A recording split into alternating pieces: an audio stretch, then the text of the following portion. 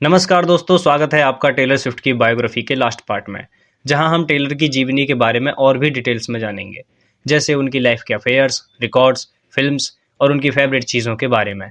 तो आगे जानने के लिए हमारे साथ बने रहें। चलिए शुरू करते हैं।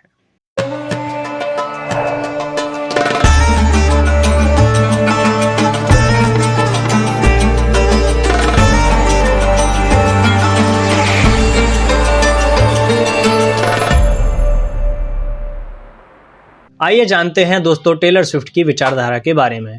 तो दोस्तों, स्विफ्ट सोशल मीडिया पर बहुत एक्टिव रहती हैं और अपने फैंस के साथ एक क्लोज रिलेशनशिप शेयर करती हैं, जिसमें कई जर्नलिस्ट उनकी सक्सेस की तारीफ करते हैं। उनके घर की मैनेजमेंट टीम को 13 मैनेजमेंट के नाम से बुलाया जाता है। दोस्तों, स्विफ्ट की पहचान एक प्रो चॉइस फेमिनिस्ट की तरह बनी है और सेक्सुअल हैरेसमेंट के खिलाफ बोलने में वो कभी पीछे नहीं हटी हैं। यहाँ तक कि उन्होंने यूएस के सुप्रीम कोर्ट के डिसीजन की भी निंदा की थी, जिसने 2022 में फेडरल अबॉर्शन राइट्स दिए थे। उन्होंने एलजीबीटी कम्युनिटी के राइट्स के लिए भी लड़ाई लड़ी थी और इक्वलिटी एक्ट पास करने की वकालत की, जो कि भेदभाव को रोकना चाहता है, चाहे वो सेक्स, जेंडर या किसी भी आधार पर हो। उन्होंने वर्ल्ड प्राइड न्यूयॉर्क 2019 में परफॉर्म किया, जो कि एक उत्सव गे को उनके राइट्स मिलने के लिए था, और उन्होंने इसकी इनकम को एलजीबीटी कम्युनिटी के लिए डोनेट कर दिया। उन्होंने यूएसए में गन कंट्रोल रिफॉर्म लाने के लिए मार्च किए। वो रेसिज्म, वाइट सुप्रीमेसी और पुलिस के अन्याय के बहुत खिलाफ हैं। जॉर्ज फ्लॉयड प्रोटेस्ट के चलते उन्होंने NAACP legal defence, educational fund और ब्लैक्स की जिंदगी के लिए संघर्ष किया। उन्होंने जूनटीन्थ डे को एक नेशनल हॉलिडे बनाए जाने की मांग की। 2020 में आगामी चुनावों की वजह से उन्होंने अपने फैंस से रिक्वेस्ट की कि वो अपना वोटर रजिस्ट्रेशन जरूर करें, जिसकी वजह से महज एक दिन में 65,000 लोगों ने अपना वोटर रजिस्ट्रेशन कराया। उन्होंने डोनाल्ड ट्रंप की खुलकर आलोचना की और जो बाइडेन को खुलकर सपोर्ट किया। आइए दोस्तों, बात करते हैं स्विफ्ट की प्रॉपर्टी के बारे में। 2023 तक फोर्ब्स और ब्लूमबर्ग न्यूज की रिपोर्ट के मुताबिक उनकी नेटवर्थ $1.1 बिलियन है और वो पहली संगीतकार हैं जिनके पास में इतनी संपत्ति सिर्फ उनके पेशे से आई है, जो सिर्फ उनके गानों और परफॉर्मेंस से बनती है। फोर्ब्स ने उन्हें 2016, 2019, 2021 और 2022 में सबसे ज्यादा कमाई करने वाली टॉप म्यूजिशियन की लिस्ट में रखा है। 2016 में वो सबसे ज्यादा फीस चार्ज करने वाली आर्टिस्ट थी, जिसके लिए उनका नाम Guinness book of world records में भी दर्ज कराया गया, क्योंकि उस साल उनकी $170 मिलियन की कमाई इतिहास में किसी भी फीमेल के लिए सबसे ज्यादा थी, जिसका रिकॉर्ड उन्होंने खुद तोड़ दिया 2019 में $185 मिलियन की कमाई के साथ। स्विफ्ट ने एक रियल एस्टेट पोर्टफोलियो भी डेवलप किया है, जिसकी कीमत $150 मिलियन है और देश के अलग अलग राज्यों में उनकी कई जगह प्रॉपर्टीज हैं। दोस्तों, ऐसा नहीं है कि स्विफ्ट ने अपने जीवन में सिर्फ कलाकारी करके पैसे कमाए हैं, अवार्ड्स जीते हैं और प्रॉपर्टीज खरीदी हैं। उन्होंने जहां कहीं भी जब भी जरूरत पड़ी और जिसमें वो सक्षम थी, उतने का दान भी किया है। इसलिए 2015 की गन गुड की लिस्ट में उन्होंने डू समथिंग के लिए नंबर 1 रैंक हासिल की। टेनेसी डिजास्टर सर्विसेज ने उन्हें star of compassion Nickelodeon kids से बिग हेल्प अवार्ड जीता, जो कि उनकी दूसरों को प्रेरित करने और जरूरतमंदों की मदद करने के लिए दिया गया था। 2008 के आयोवा फ्लड के पीड़ितों की मदद करने के लिए उन्होंने $1 लाख का दान दिया। 2009 में उन्होंने बीबीसी के चिल्ड्रन कंसर्ट में परफॉर्म किया और €13,000 कमाए, जो उन्होंने वहां के बच्चों के लिए दान कर दिए।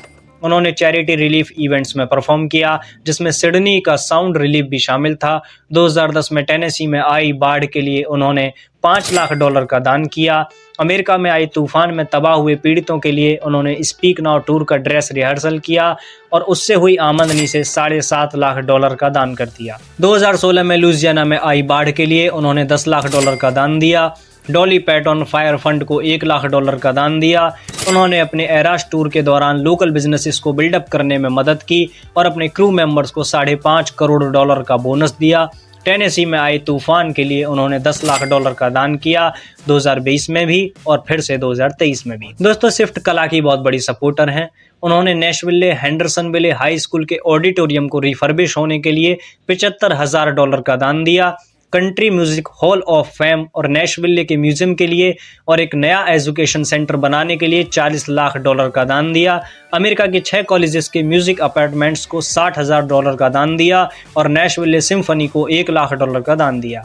दोस्तों वो बच्चों की शिक्षा की भी बहुत बड़ी प्रमोटर रही हैं और इसके लिए उन्होंने देश के कोने कोने में किताब, नोट्स और तमाम पढ़ाई से संबंधित सामान बंटवाया है। 2007 में उन्होंने Tennessee association chiefs of police के साथ मुलाकात की, जो कि बच्चों को उनकी उच्च शिक्षा दिलाने के लिए एक कैंपेन लॉन्च करने के लिए था। उन्होंने कई चैरिटीज़ को दान करने के लिए ज़रूरी आइटम्स डोनेट किए। Academy of country musics entertainer of the year 2011 की एक रेसिपिएंट होने के नाते स्विफ्ट ने Saint Jude's children research hospital Tennessee को $25,000 दान किए। 2012 में उन्होंने कैंसर टेलीफोन के स्टैंड अप में पार्टिसिपेट किया, एक रोनन गाना परफॉर्म किया जो कि एक 4 साल के मृत बच्चे की याद में लिखा था, जिसकी मौत न्यूरोब्लास्टोमा की वजह से हो गई थी।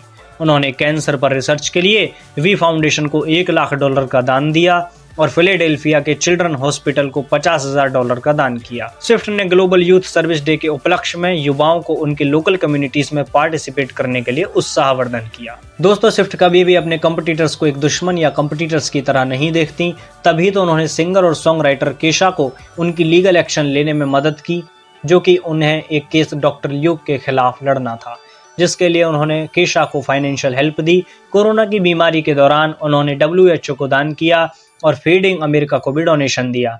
स्विफ्ट ने soon you will get better perform किया ताकि वो उससे कुछ फंड रेज कर सकें और उसे उन लोगों पर दान किया जा सके जो उस समय कोविड से पीड़ित थे।